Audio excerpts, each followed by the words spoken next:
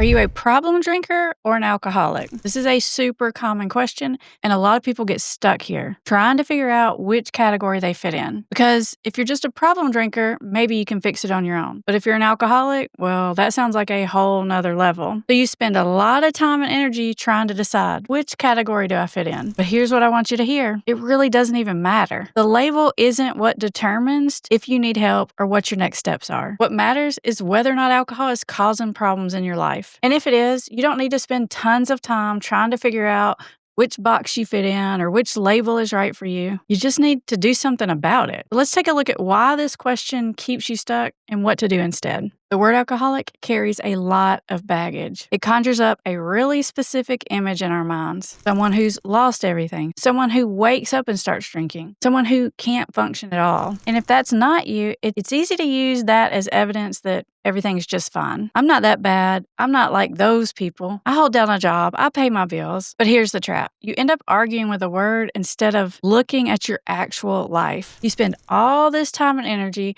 trying to prove whether or not you're an alcoholic, rather than asking yourself a much more important question. Is alcohol causing problems for me? So forget the label. Let's just look at what's true. If alcohol is affecting your relationships, your sleep, your health, your mood, if you're thinking about drinking more than you'd like to admit, are you making rules for yourself, like only on the weekends or only after 5 p.m. or only 2 drinks, and then you're breaking those rules regularly? Do you feel defensive when someone brings it up? Are you hiding how much you're drinking from the people you love? Have you tried to cut back and found it a lot harder than you expected? You don't really need a number of yes answers here because you don't need a diagnosis. If alcohol is making your life worse in any way, there's some level of problem. That's it. And that's enough information to decide you want to do something different. Here's something that the traditional world of recovery doesn't really like to admit, that alcohol problems exist on a spectrum. On one end, you have someone who's completely physically dependent, drinking around the clock, in serious medical danger. And on the other end, you've got someone who mostly drinks fine, but drinks a little more than they should and ends up with regrets sometimes. Most people are somewhere in the middle. They're not in crisis. They're not at rock bottom, but they're also not okay. They're in the gray zone where the problem is real, but easy to minimize. The gray zone is actually really dangerous, not because you're going to die tomorrow, but because you can stay there for years, maybe even decades. Your whole life can pass and you're telling yourself, it's not that bad. It's not that big of a problem. And if you have someone in your life, like a partner, a spouse, a parent, who's really on your case about it, it's even more tempting to stay in that defensive zone and try to minimize it. The whole reason why I want you to drop this whole am I an alcoholic or not debate is because it's keeping you stuck. As long as you're focused on whether or not you're an alcoholic, you're not focused on what's actually happening, how you feel, what you're losing, who you're becoming. And you don't need to be an alcoholic to decide to make a change. You don't need to hit rock bottom to make a change. You don't need permission from anyone else to decide that you want a different relationship with alcohol. You just need to be honest with yourself about what's working and what's not working for you. If this is making sense for you